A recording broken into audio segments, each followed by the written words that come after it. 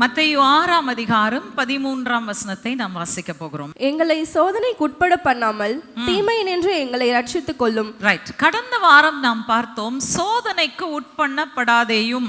So இன்றைக்கு நாம் பார்க்க போகிறது தீமையினின்று எங்களை ரட்சித்துக் கொள்ளும். இது வேதாகமத்துல கர்த்தருடைய ஜெபம் என்று சொல்லி இயேசு கிறிஸ்து ஜெபித்ததாக ரெக்கார்ட் பண்ணப்பட்ட ஜெபத்துல கடைசி பகுதி இதுதான், லாஸ்ட் ஃப்ரேஸ். தீமை நின்று எங்களை ரட்சித்துக் கொள்ளும் என்று சொல்லி அங்கே சொல்லப்படுகிறதை நாம் பார்க்கிறோம். இப்போ இந்த இடத்துல கிரேக்கத்துல தீமை என்ற வார்த்தைக்கு பயன்படுத்தப்பட்டிருக்கிற அந்த டிரான்ஸ்லேஷன் என்ன அப்படின்னு சொல்லி பார்த்தீங்கன்னா, இட் மீன்ஸ், அந்த வார்த்தைக்கு அர்த்தம் moral evil, harmful evil or even the evil one himself. அதாவது எனக்கு தீங்கு இழைக்கக்கூடிய எந்த ஒரு காரியமும் அப்படின்னு சொல்லி அர்த்தம். அது ஒரு மனுஷனுடைய தனி பண்பிலிருந்து வரலாம், அல்லது சாத்தான் எனக்கு விரோதமாய் கொண்டு வருகிற தீமையாயிருக்கலாம். எப்படிப்பட்ட தீமையாயிருந்தாலும் அந்த தீமையை நின்று என்னை ரட்சித்து கொள்ளும் என்று சொல்லி ஜெபிக்கும்படியாக இங்கே இயேசு கிறிஸ்து தன் சீஷர்களுக்கு சொல்லி கொடுத்திருக்கிறார். சரி, ஏன் எங்களை தீமையிலிருந்து ரட்சித்து கொள்ளுங்க அப்படின்னு சொல்லி நம்ம ஜெபிக்கணும்? தீமையிலிருந்து ரட்சிக்கிறதுக்கு தானே ஆண்டவர் இருக்கிறார் அப்படின்னு வாக்குத்தத்தம் வேற பண்ணியிருக்கார். வாசிக்கலாமே, சங்கீதம் 121:7 வாசிக்கலாம். கர்த்தர் உன்னை எல்லா தீங்குக்கும் விலக்கி காப்பார், அவர் உன் ஆத்துமாவை காப்பார். இங்க அவரே தான் சொல்லி இருக்கிறார், கர்த்தர் உன்னை எல்லா தீங்குக்கும் விலக்கி காப்பார்னா அது சங்கீதக்காரன் எழுதுகிறது யாரை கொண்டு எழுதுறாரு? தேவனுடைய ஆவியானவரை கொண்டு தான் எழுதுறாரு. அப்போ அவர் சொல்லும்போது கர்த்தர் உன்னை எல்லா தீங்குக்கும் விலக்கி காப்பாருன்னு சொல்லும்போது காக்காமலையா போயிட போறாரு. அப்புறம் நாங்கள் எதுக்கு ஜெபிக்கணும் அப்படின்னு சொல்லி கேட்டிங்கன்னா, நல்லா கவனிங்க, நிறைய வாக்குத்தத்தங்கள், இது ஒன்று மட்டும் இல்லை, நான் ஜஸ்ட் உதாரணத்துக்கு ஒரு வசனம் எடுத்திருக்கேன். பட் பைபிளில் நிறைய வசனங்கள் இருக்குது. ஆண்டவர் நமக்கு வாக்குத்தத்தம் பண்ணுறதே நான் உன்னை காப்பேன் அப்படின்னு சொல்கிறார். அப்போ காப்பேன்னா சொல்லிட்டீங்களே, அதுக்கப்புறம் நாங்கள் ஏன் திரும்ப அதை எடுத்து எங்களை காத்துக்கொள்ளும், தீமையிலிருந்து காத்துக்கொள்ளும் ஏன் ஜெபிக்கணும்? நல்லா கவனிங்க, வேதத்தில் உள்ள வாக்குத்தத்தங்கள் ஒன்றும் ஆட்டோமேட்டிக்காக உங்கள் வாழ்க்கையில் தானாக வந்து தம்முன்னு குதிச்சு நான் உன் கூட வந்துக்கிறேன் அப்படின்னு சொல்ல போகிறதில்ல, விளங்குதா? அது நீங்கள் சுதந்திரித்து கொள்ளக்கூடிய வாக்குத்தத்தங்களாக அவைகள் வைக்கப்பட்டிருக்கிறது. ரைட்? ஆசீர்வாதத்தின் வல்லமை உங்கள் வாழ்க்கையில் இருந்தால் ஆசீர்வாதங்கள் உங்களை பின்தொடர்ந்து வரும். ரைட்?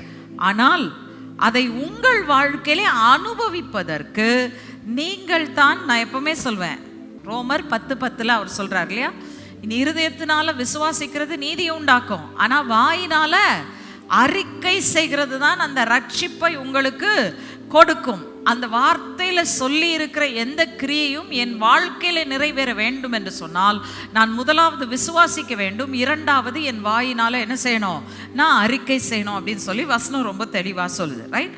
இப்போ இந்த வாக்கு தத்தங்களை நான் பற்றி கொண்டு ஜெபிக்க வேண்டும் என்பதற்காகத்தான் அங்கே இயேசு கிறிஸ்து சொல்லி கொடுக்கிறார், தீமை நின்று எங்களை ரட்சித்து கொள்ளும். ஆனால் ஒன்று மட்டும் நான் உங்களுக்கு தெளிவாக சொல்லிடுறேன். ரைட்? இந்த ஆசீர்வாதங்கள் என் வாழ்க்கையில வந்து எனக்கு பலிக்க வேண்டும், நான் ஆண்டவரே என்னை தீமை நின்று ரட்சித்து கொள்ளும் என்று ஜெபிக்கும் பொழுது கர்த்தர் அந்த ஜெபத்தை கேட்டு பதில் கொடுப்பாரு.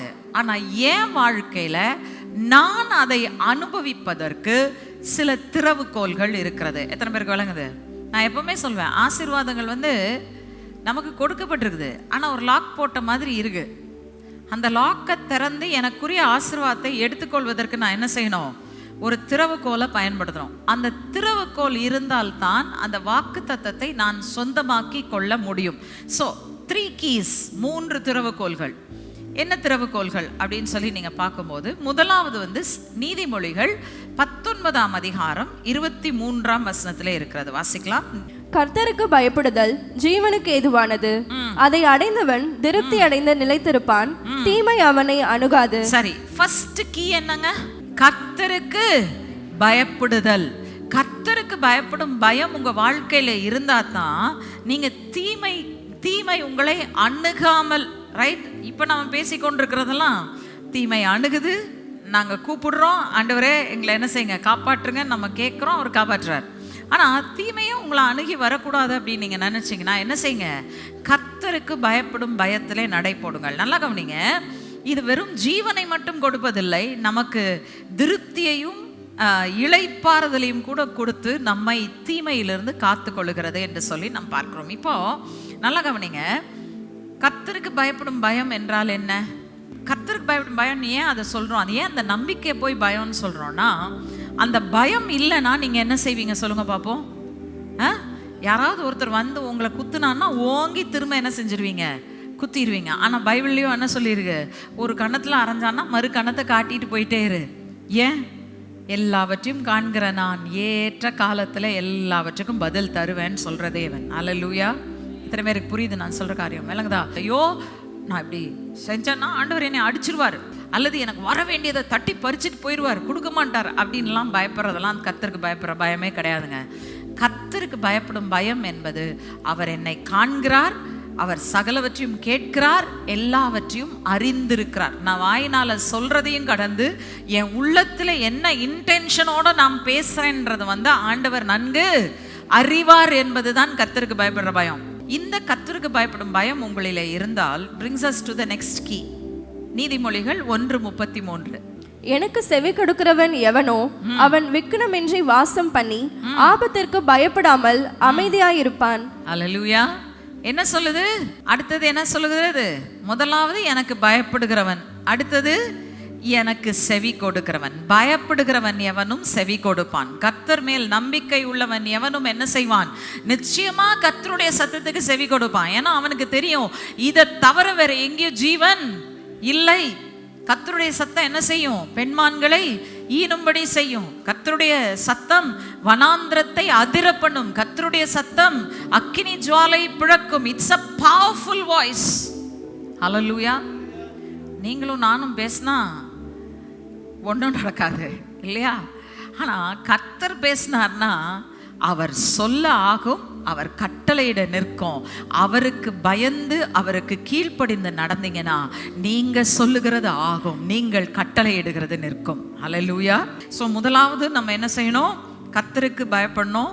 அடுத்தது அவருக்கு செவி கொடுக்கணும். இதை ரெண்டையும் செஞ்சா தீங்கு நம்மை அணுகாது அப்படின்னு சொல்லியிருக்கு. 2 செஞ்சா மட்டும் போதாது, 3வது ஒன்று இருக்கு, அதையும் சேர்த்து செஞ்சாதான் தீமை என்னை அணுகாது. வாசிங்க சங்கீதம் 91:9-10. எனக்கு அடைக்கலமாய் இருக்கிற உன்னதமான கர்த்தரை உனக்கு தாபாரமாக கொண்டாய், ஆகையால் பொல்லாப்பு உனக்கு நேரிடாது, வாதை உன் கூடாரத்தை அணுகாது. ரைட். இப்ப என்ன சொல்லுகிறது வசனம்? அந்த உன்னதமானவரை தாபரமாக்கி கொண்ட மனுஷனை பொல்லாப்பு அவனுக்கு பொல்லாப்பு நேரிடாது, வாதை அவன் கூடாரத்தை அணுகாது. ஹல்லேலூயா. ரைட். அப்ப கர்த்தரை தாபரமாக கொண்டிருப்பது என்ன? அந்த சங்கீதத்தின் ஆரம்பத்தில் சொல்லப்பட்டிருக்கிறது, உன்னதமானவருடைய மறைவிலும் சர்வ வல்லவரின் நிழலிலும் நான் என்ன செய்வேன்? தங்குவேன். அந்த உன்னதமானவருடைய நிழலின் கீழ் இருப்பது அல்லது அவருடைய செட்டையின் கீழ் வாசம் பண்ணுகிறது என்பது என்ன? What is the meaning of it அப்படின்னு கேட்டிங்கன்னா, நாங்கள் சபைக்குள்ளே வரும்போது மட்டும்தான், அவருடைய பிரசன்னத்துக்குள்ளே வரும்போது மட்டும்தான் நாங்கள் வந்து அவருடைய செட்டைகள் நிழலில் வருகிறோமா? இல்லை. நீங்கள் இருக்கிற இடத்துல நீங்கள் உன்னதமானவருடைய மறைவிலும் சர்வ வல்லவருடைய நிழலிலும் தங்க முடியும். எப்படி தங்க முடியும்? அவரோடு கூட நீங்கள் ஐக்கியம், ஃபெலோஷிப். நல்லா ஞாபகம் வச்சுக்கோங்க. கர்த்தருக்கு பயப்படும் பயம், அவருக்கு செவி கொடுத்தலை கொண்டாரும். அவருக்கு பயந்து அவருக்கு செவி கொடுத்தீங்கன்னா you will walk in fellowship with him. Hallelujah. நல்லா கவனிங்க, இந்த 3 காரியங்களும் மறந்துடாதீங்க. அவருக்கு பயப்படணும், அவருக்கு செவி கொடுக்கணும், அவரோடு கூட என்ன செய்யணும்? ஐக்கியத்தில், உறவில் நான் வாழ்ந்தா தான் பொல்லாப்பு எனக்கு நேரிடாது, வாதை என் கூடாரத்தை அணுகாது. ரைட்.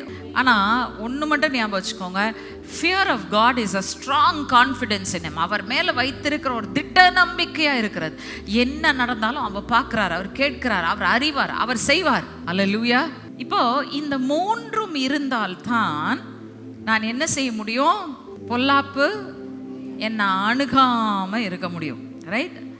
அடுத்தது வந்து நம்ம இதுக்கு ஜெபிக்கலாம். தீமை நின்று எங்களை ரட்சித்துக்கொள்ளும் நம்ம ஜெபிக்கலாம். ஆனால் அந்த தீமையிலிருந்து நம்மளை ரட்சிக்காம விட்டார்னா என்ன நடக்கும்? ஒன்று நமக்கு தெரியும், தீமை வந்து நம்ம வாழ்க்கையை கெடுத்து போட்டுரும். நான் நெகட்டிவ்ஸை பற்றி பேசலை, பாசிட்டிவான ஒரு காரியத்தை நான் உங்களுக்கு சொல்ல விரும்புகிறேன். 1 நாளாகமத்தின் புஸ்தகம் 4ஆம் அதிகாரம் 10ஆம் வசனம் வாசிங்க. 1 Chronicles chapter 4 verse 10. யாபேஸ் இஸ்ரவேலின் தேவனை நோக்கி, தேவரீர் என்னை ஆசீர்வதித்து என் எல்லையை பெரிதாக்கி உமது கரம் என்னோடு இருந்து தீங்கு என்னை துக்கப்படுத்தாதபடிக்கு அதற்கு என்னை விடுவித்து காத்தருளும் என்று வேண்டிக் கொண்டான். அவன் வேண்டிக் கொண்டதை தேவன் அருளினார். ரைட். இந்த யாபேஸ் என்ன ஜெபம் பண்றாருன்னா, ஆண்டவரே எனக்கு என்ன செய்யுங்க, என்னை ஆசீர்வதிங்க, என் எல்லையை பெரிதாக்குங்க, உங்களுடைய கரம் என்னோடு கூட இருக்கட்டும் அப்படின்னு கேட்குறாரு. அப்போதான் ரியலைஸ் பண்ணுறாரு, இதெல்லாம் என் வாழ்க்கையில் நடக்கணும்னா என்ன நடக்கணும்? தீங்கு என்னை துக்கப்படுத்தாமல் இருந்தால்தான் நான் என்ன செய்ய முடியும்? நான் பெருக்கம் அடைய முடியும். தீமை இருக்கிற இடத்துல ஆசீர்வாதம் வரும். ஆனால் நீங்கள் அதை அனுபவிக்க முடியுமா? தீமை நின்று என்னை ரட்சித்துக் கொள்ளும் என்று சொல்லணும்னா, என் வாழ்க்கையில் தீமை இருக்கும் அளவும் ஆசீர்வாதம் இருக்காதுன்னா இல்லை, ஆசீர்வாதம் இருக்கும். ஆனால் அந்த ஆசீர்வாதத்தை என்னால் என்ன செய்ய முடியாது? அனுபவிக்க முடியாது. அனுபவிக்க முடியாதுன்றது மட்டும் இல்லாமல், என் வாழ்க்கையில் நான் பெற வேண்டிய வளர்ச்சி, நான் பெற வேண்டிய பெருக்கத்தை என்னால் பெற முடியாது. உங்கள் வாழ்க்கையிலையும் தீமை உங்களை தாக்கி கொண்டே இருந்தால் நீங்கள் என்ன பண்ண முடியாது? You cannot be established, you cannot increase. நீங்கள் நிலைப்படுத்தப்படவும் முடியாது, நீங்கள் பெருக்கம் அடையவும் முடியாது. புரியுதா? அதனால தான் இயேசு கிறிஸ்து சொல்லி கொடுக்கிறாரு, தீமையினின்று எங்களை ரட்சித்து கொள்ளும் என்று சொல்லி ஜெபம் பண்ணு என்று அவர் சொல்லுகிறதை நாம் பார்க்கிறோம். அது மட்டும் இல்லை, the more we are focused on the evil, நம்மளை தாக்க வர, நம்மளை பயமுறுத்த வருகிற அந்த பொல்லாப்பின் மேல் நம்முடைய கவனம் எவ்வளோக்கு எவ்வளோ போதோ அவ்வளோக்கு அவ்வளோ பார்த்தீங்கன்னா நம்முடைய விசுவாசம் பாதிக்கப்பட்டு கொண்டு இருக்கிறது. ரைட். இதுதான் 2வது பிரச்சனை. 2 தீமோத்தேயு புஸ்தகம் 4ஆம் அதிகாரம் 18ஆம் வசனம் வாசிக்கலாம். கர்த்தர் எல்லா தீமையினின்றும் என்னை ரட்சித்து தம்முடைய பரம ராஜ்யத்தை அடையும்படி காப்பாற்றுவார். அவருக்கு சதா காலங்களிலும் மகிமை உண்டாவதாக. ஆமென். சரி, பட் இங்க தீமோத்தேயு சொல்றாரு, அந்த தீமையினின்று என்னை ரட்சித்து உம்முடைய பரம ராஜ்யத்தை அடையும்படி காப்பாற்றும். ஹல்லேலூயா. அவர் என்ன சொல்றாருன்னா, இந்த வகையான தீமை என்ன தாக்கிச்சு, என்னை தொடர்ந்து தாக்கிட்டே இருந்தா என்ன ஆயிரும்? எனக்கு அந்த ராஜ்யத்துக்குள்ள பிரவேசிக்கும் ஸ்லாக்கியத்தையே கூட நான் என்ன செய்ய முடியும்? இப்போ புரியுதா உங்களுக்கு? இது கடைசி பாயிண்டா இருக்கலாம், ஆனால் ரொம்ப ரொம்ப முக்கியமான பாயிண்ட். ஏன்னா இது வெறும் என்னுடைய உலக பிரகாரமா, இந்த உலகத்தில் நான் வாழ்கிற வாழ்க்கையை பாதிக்கிறது மட்டுமல்ல, என்னுடைய நித்திய ராஜ்யத்தின் பிரவேசத்தை கூட அது பாதிக்கக்கூடும் என்று சொல்லி நாம் பார்க்கிறோம். ஓகே, இப்போ நம்ம என்னென்ன காரியங்களிலிருந்து எங்களை விடுவியும் என்று சொல்லி நாம் ஜெபிக்க வேண்டும். முதலாவது, இப்போ அவர் பவுல் தீமோத்தேயுக்கு எழுதும்போது என்ன மீனிங்ல அதை எழுதினாரு அப்படின்றத பார்த்தோம்னாலே முதல் விடுதலை நம்ம பார்த்துருவோம். ரைட். இந்த விடுதலையை நாம் எப்படி சொல்ல வேண்டும் என்று சொன்னால், பொல்லாத மனிதர்களிடத்திலிருந்து விடுதலை, அல்லது எங்களை பொல்லாத மனிதருடைய கையிலிருந்து என்ன செய்யுங்க ஆண்டவரே, எங்களை ரட்சித்து கொள்ளும், எங்களை காப்பாற்றும் என்று நாம் ஜெபிக்க வேண்டும். ஏன்? 2 தெசலோனிக்கர் புஸ்தகம் 3ஆம் அதிகாரம் 2-3 வசனங்கள்ல இதை பவுல் தெசலோனிக்கருக்கு எழுதுறாரு. அங்க வாசித்துட்டு திரும்ப தீமோத்தேயுக்கு வருவோம். துர்குணராகிய பொல்லாத மனுஷர் கையினின்று நாங்கள் விடுவிக்கப்படும்படிக்கும் எங்களுக்காக வேண்டிக் கொள்ளுங்கள். விசுவாசம் எல்லாரிடத்திலும் இல்லையே, கர்த்தரோ உண்மையுள்ளவர், அவர் உங்களை ஸ்திரப்படுத்தி தீமை நின்று விலக்கி காத்து கொள்வார். ரைட். என்ன சொல்றாரு இங்க பவுல்? துர்க்குணராகிய பொல்லாத மனுஷருடைய கையினின்று நாங்கள் விடுவிக்கப்படும்படி எங்களுக்காக வேண்டிக் கொள்ளுங்கள். காரணம் என்ன? எல்லாரிடத்திலும் விசுவாசம் இல்லையே. ரைட்.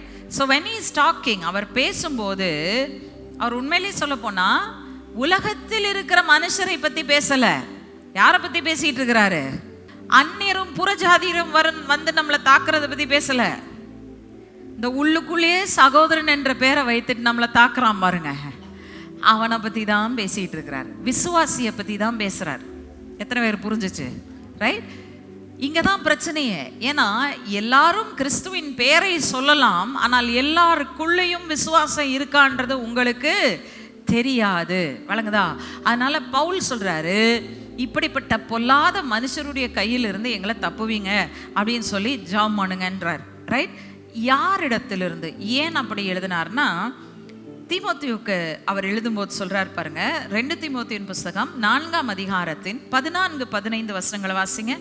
கன்னானாகிய அலெக்சாந்தர் எனக்கு வெகு தீமை செய்தான். அவனுடைய செய்கைக்கு தக்கதாக கர்த்தர் அவனுக்கு பதிலளிப்பாராக.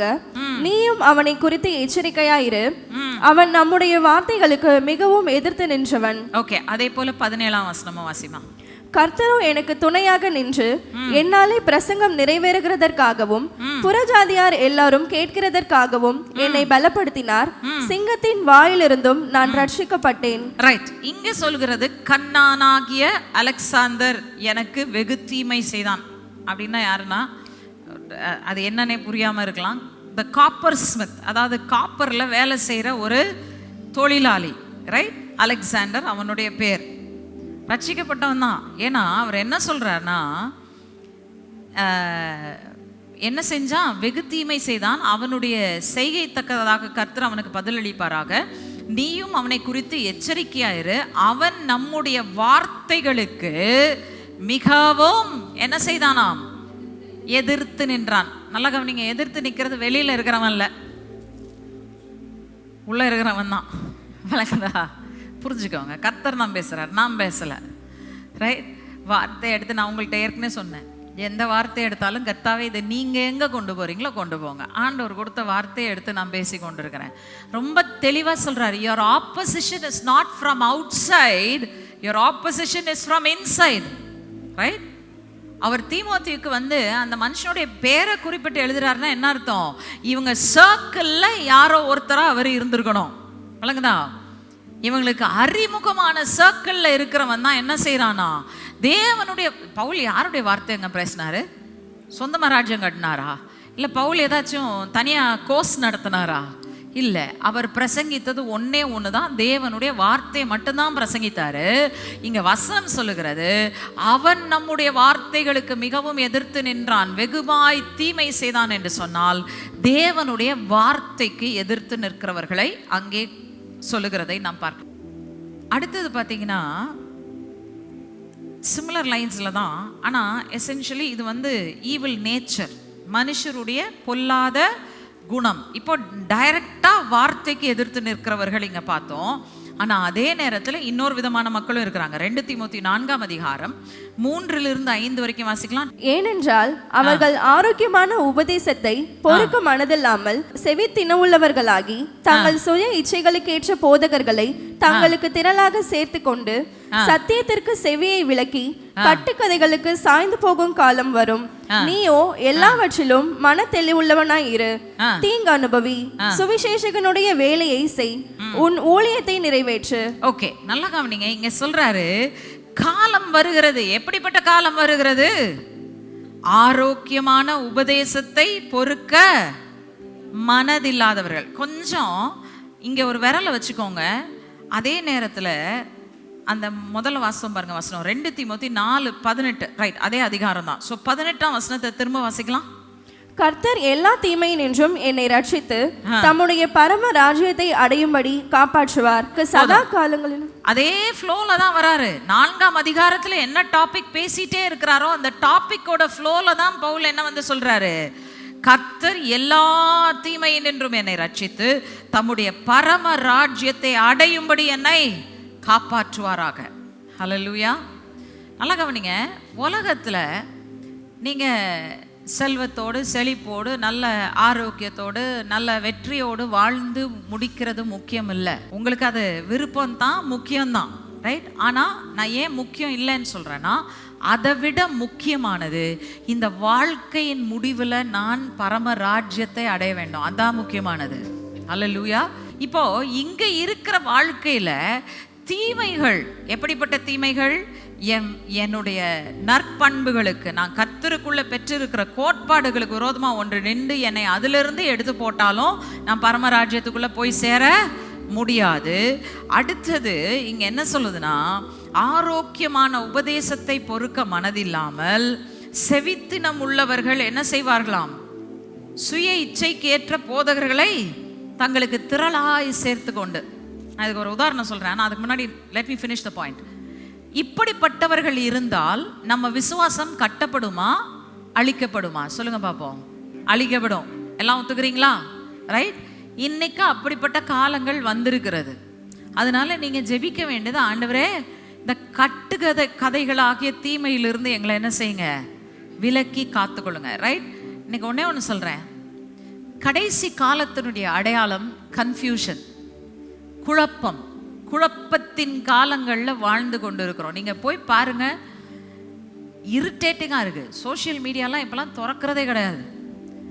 சோஷியல் மீடியா பக்கமே போகிறது கிடையாது. வெறும் நம்ம போஸ்ட் போடணுன்னா எதுக்காச்சும் அதை ஓப்பன் பண்ணி கொடுக்கணும், ஓப்பன் பண்ணி கொடுத்து போட வைப்பனே தவிர I will not go that side. காரணம் என்ன தெரியுமா? அதில் ஒரு கீழே இருக்கிற கமெண்ட்ஸை வாசித்து பாருங்களேன். என்ன கருத்து சொல்லப்படுகிறது என்பதே புரிந்து கொள்ளாமல் பேசுகிற ஒரு மூடர் கூட்டத்தை நம்ம இன்னைக்கு பார்த்து கொண்டு இருக்கிறோம். நல்லா கவனிங்க. இப்படிப்பட்டவர்கள் பேச பேச பேச நம்ம காதில் அதை கேட்டுக்கிட்டே இருந்தோம்னா என்ன ஆயிரும்? விசுவாசம் கேள்வியினாலே வரும், கேள்வி தேவனுடைய. சரி, நீங்க தேவனுடைய வார்த்தையை கேட்காமல் தங்கள் சுய இச்சையின்படி பேசுகிறவர்கள், தங்களுடைய சுய நினைவுகளை உங்கள் தலையில புகுத்தும்படியாக இப்படியே பேசிக்கொண்டிருக்கிறவர்களுடைய பேச்சை நீங்க கேட்டீங்கன்னா என்ன ஆகும்? விசுவாசம் கட்டப்படுறது பதிலாக அழிக்கப்பட்டு போயிடும். விளங்குதா? அன்பார்ச்சுனேட்டா கொரோனா சாத்தானுடைய சதி இந்த வேலையை நிறைவேற்றுவதற்கு 2 தீமோத்தேயு 4 நான் சொல்லுவேன் அன்னைக்கு தான் ஆரம்பிச்சது. அல்லேலூயா. உங்களை தான் சொல்கிறேன். நீங்கள் தான் அந்த பொன்னும் வெள்ளியும் விலையேற பெற்ற கல்லுமாய் இருக்கணும். ஆண்டவர் போட்டு உங்களை சோதிக்கும் போது உள்ளும் புறமும் சோதித்து பார்க்கும்போது சுத்த பொண்ணுப்பா நீ கொண்டாந்துருக்க, ஒரு ஆத்மாவும் சுத்த பொண்ணுன்னு சொன்னா தான் அங்கே பரலோகத்தில் எனக்கு பலன். பலங்குதா? ஆனால் நல்லா கவனிங்க, இன்னைக்கு ஏன் இந்த ஜெபத்தை செய்யணும்னா ஒரே ஒரு reason. There is only one reason. இன்னைக்கு சத்தியம் என்பது மிகவும் அதிகமாய் நேர்கோட்டிலிருந்து விலகி போகிற ஒன்றல்ல. ரைட். நாங்கள் அடிக்கடி ட்ராவல் பண்ணும்போது எங்களுக்கு ஒரு பெரிய தொல்லையே இதுதான். என்னென்னா கூகுள் மேப்ஸ் போட்டு போயிட்டே இருப்போம். இப்படி நேராக போயிட்டே இருக்கிற கூட லைட்டாக இப்படி திரும்பும். அங்கே பார்த்தீங்கன்னா ரோட்டில் பார்த்தீங்கன்னா அந்த ரைட்டில் லேசாக இப்படி திரும்புறது தெரியாது. ஏன்னா அது பெரிய ரோடாக இருக்கும். அந்த பெரிய ரோட்டில் பல்வேறு பாதைகள் இருக்கும். எந்த பாதை எடுக்கிறதுன்னு தெரியாமல் திரும்பிடுவோம். திரும்பிட்டா பார்த்தா அது ராங் ரூட். கடைசியில் டெஸ்டினேஷன் போய் சேர மாட்டோம். ஏதோ பொதுவான ஒரு 10 காரியம் என் வாழ்க்கையில் இருக்குது, கிறிஸ்து என்னை கனம் பண்ணிடுவாருன்னு யோசித்தீங்கன்னா வசனம் சொல்லுது, மணவாட்டி அவர் எப்படி டியூன் பண்ணுறாரு? கரை திரை முதலானவைகள் ஒன்றும் இல்லாமல் பரிசுத்தமும் பிழையற்றதுமான மகிமையுள்ள சபையாய் தமக்கு முன் நிறுத்தி கொள்வதற்கு. அது மட்டும் ஞாபகம் வச்சுக்கோங்க. நான் கிறிஸ்துவுக்கு முன்னாடி நிற்கும் போது ஏதோ தப்பிச்சு பிழைச்சி வந்துட்டேன், ஆண்டவரே காப்பாத்திருங்க, என்னை கொண்டு போயிருங்க ராஜ்யத்துக்குள்ள. கிறிஸ்துவின் மணவாட்டியா இருக்கணும்னா கரை திரை முதலானவைகள் ஒன்றும் இல்லாமல் இருப்பது மட்டுமல்ல, பிழையற்ற குற்றமற்ற எங்கேயும் டீவியேட் ஆகாத மணவாட்டியா இருந்தா தான் அவர் ராஜ்யத்துக்குள்ள பிரவேசிக்க முடியும். அல்லேலூயா. எத்தனை பேருக்கு இது கஷ்டமான செய்தியா இருக்கு? ஐயோ நாங்க நினைச்சோம் தங்க டிக்கெட் வாங்கிட்டா போதும். தங்க டிக்கெட் என்னது? ஆண்டவராக இயேசு கிறிஸ்துவை சொந்த ரட்சகராக ஏற்றுக்கொண்டேன். நான் ஏன் தங்க டிக்கெட்னு சொல்றேன்னா, எனக்கு இந்த பரலோகத்தை போறதை பத்தி சொன்னாலே ஒரு சண்டே ஸ்கூல் பாட்டு தான் வரும். இயேசு கிறிஸ்துவை பத்தி ஏன்னா அவரை ஏற்றுக்கொண்டா தங்க டிக்கெட் தருவாராம் அப்படின்னு சொல்லி பாடுவோம். நாங்கள் சொல்லி கொடுப்போம் பிள்ளைங்களுக்கு. உண்மையிலே நம்ம நிறைய பேர் இந்த தங்க டிக்கெட்டை வாங்கிட்டா போதும் நம்ம போய் சேர்ந்துடலாம்னு நினைக்கிறோம். நல்லா ஞாபகம் வச்சுக்கோங்க, அவருக்கு ஏற்றவர்களாக இல்லாவிட்டால் மணவாட்டி கூட்டத்தில் நீங்கள் சேர்க்கப்பட முடியாது. ஒரே ஒரு வார்த்தை சொல்லி முடிக்க விரும்புகிறேன். தானியல்கிட்ட குற்றம் கண்டுபிடிச்சி அவரை அழிக்கணும்னு நினச்சாங்க. எதில் குற்றம் பிடிக்க முயற்சித்தாங்க? தானியலை உலக பிராரமான எந்த விதத்துலையும் ட்ராப் பண்ண முடியாதுன்னு அவங்களுக்கு நல்லாவே தெரியும். காசு கொடுத்தா டேனியலை மாற்ற முடியாது. அவருக்கு ஏதோ வைன் அண்ட் விமனை கொடுத்து மாற்றலான்னு பார்த்தா முடியாது. ஏன்னா தானியல் எப்படிப்பட்ட வாலிபன்னு எல்லாருக்குமே ஊருக்கே தெரியும். என்ன விஷயத்தில் இவரை குற்றப்படுத்தலாம்? இவருடைய தேவனுடைய விஷயத்தில் இவரை குற்றப்படுத்தினால் ஒழிய இவரை என்ன செய்ய முடியாது, விழ தட்ட முடியாதுன்னு சொல்லி ஒரு ஸ்லைட் டீவியேஷன் என்ன பண்ணா அந்த விஷயத்தை வச்சு டேப் பண்ணா. இன்னைக்கு நமக்கு அப்படி பண்ண போறதில்ல. நம்ம கேட்குற சத்தியத்தில் நம்ம ஏதோ சத்தியத்தின் மேலே இருக்கிற அந்த அதிகமான வாஞ்சையினால பலதுக்கும் நம்முடைய காதை கொடுத்தோம்னா அன்னெசரியானது காதுக்குள்ளே போச்சுன்னு வச்சுக்கோங்களேன், உங்கள் விசுவாசத்தை கெடுத்து உங்களை ஒன்றுமில்லாமல் ஆக்கிவிடும். இந்த பொல்லாத மனுஷருடைய கையிலிருந்து எங்களை தப்புவித்துக் கொள்ளும். எப்படிப்பட்ட காரியத்தை செய்யறாங்க அவங்க? விசுவாசத்தை குலைத்து போடுகிற, விசுவாசத்தை கெடுத்து போடுகிற வார்த்தைகளை பேசுகிற, எங்களை நற்பண்புகளிலிருந்து, தேவன் எங்களுக்காக வைத்திருக்கிற வழிமுறைகளில் இருந்து எங்களை திசை திருப்புகிறவர்களுடைய கையிலிருந்து எங்களை ரட்சித்துக் கொள்ளும் ஆண்டவரே என்று ஜெபிக்க வேண்டும். This is only point number 1, ரைட்டா? தீமை நின்று ரட்சித்துக் கொள்ளும் என்று சொல்லும்போது தீமையான மனுஷருடைய கைகள், அதுதான் ஃபர்ஸ்ட். நம்ம ஆண்டவருடைய கரத்துல நம்மை ஒப்பு கொடுப்போம். ஆண்டவரே எங்களை தீமை என்று ரட்சித்துக் கொள்ளும் என்று சொல்லும் பொழுது இப்படிப்பட்ட மனுஷருடைய கைக்கு எங்களை விலக்கி தப்புவீங்க ஆண்டவரே. எங்க விலையேற பெற்ற விசுவாசத்தை நாங்கள் இழந்து போகாதபடிக்கு நாங்கள் தீமையிலிருந்து காத்து கொள்ளப்பட எங்களுக்கு உதவி செய்யுங்க. அதே போல 3 காரியம் சொன்ன மறந்துடாதீங்க. அந்த பாதுகாப்பு நமக்கு தேவை என்றால் என்னென்ன செய்யணும்? அவருக்கு பயந்து நடக்கணும், கீழ்ப்படிந்து நடக்கணும், அவரோடு ஐக்கியத்தில் நடக்கணும். அப்போதான் தீமை அணுகவே அணுகாமல் நீங்க காப்பாற்றப்படுவீர்கள். அல்லேலூயா, ரைட்? ஆனா நம்ம இப்ப ஜெபம் பண்ணிட்டு இருக்கிறது தீமை நின்று எங்களை ரட்சித்துக் கொள்ளும். அது ஃபர்ஸ்ட் ஸ்டெப். அதுல இருந்து ரட்சிக்கப்பட்டுட்டா என்ன செய்வோம்? ஆட்டோமேட்டிக்கா தீமைக்கு விலக்கப்பட்டவர்களாய் வாழ்வதற்கு தேவன் நம்மை பயிற்றுவிப்பார். எழுந்து நிற்போம். ஆண்டவருடைய சமூகத்தில் நம்மை தேவனுடைய கரத்துல ஒப்பு கொடுத்து நாம் சொல்ல போகிறோம். ஆண்டவரே, ஹல்லேலூயா, உம்முடைய கரத்தினாலே எங்களை வனைந்து உருவாக்குகிற எங்கள் தெய்வமே, ஆண்டவரே, தீமையினின்று எங்களை ரட்சித்துக் கொள்ளும். எங்கள் விசுவாசத்தை கெடுத்து போடுவதற்கு எங்களுக்கு விரோதமாய் வருகிற மனுஷருடைய எல்லா பொல்லாத சதி திட்டங்களிலிருந்தும் வார்த்தைகளிலிருந்தும் எங்களை காப்பாற்றுங்க ஆண்டவரே. நாங்கள் உமக்கு பயந்து நடக்கிறவர்களாய், ஆண்டவரே, உம்முடைய சத்தத்திற்கு செவி கொடுத்து நடக்கிறவர்களாய், உம்மோடு கூட ஐக்கியத்திலே நடக்கிறவர்களாய் இருக்க எங்களுக்கு உதவி தாங்க செய்யுங்க ஆண்டவரே. Protect us, Lord. Keep us from harm. உம்முடைய பிள்ளைகளாய் என்றென்றைக்கும் உள்ள பரலோக ராஜ்யத்தை சுதந்திரிப்பதற்கு நாங்கள் காப்பாற்றப்பட வேண்டுமே ஆண்டவரே. அது மட்டுமல்ல, எங்கள் வாழ்க்கை ஸ்திரப்பட்டு கட்டப்படும்படியாக நீர் எங்களுக்காக வைத்திருக்கிற யாவற்றையும் நாங்கள் சுதந்திரித்துக் கொள்ளும்படியாக இந்த தீமை நின்று எங்களை ரட்சித்து எங்களை உம்முடைய நன்மையினால் திருப்தியாக்கும் என்று சொல்லி நாங்கள் கேட்கிறோம் அப்பா. இயேசு கிறிஸ்துவின் நாமத்தில் ஜெபிக்கிறோம் ஜீவனுள்ள அன்பின் பிதாவே.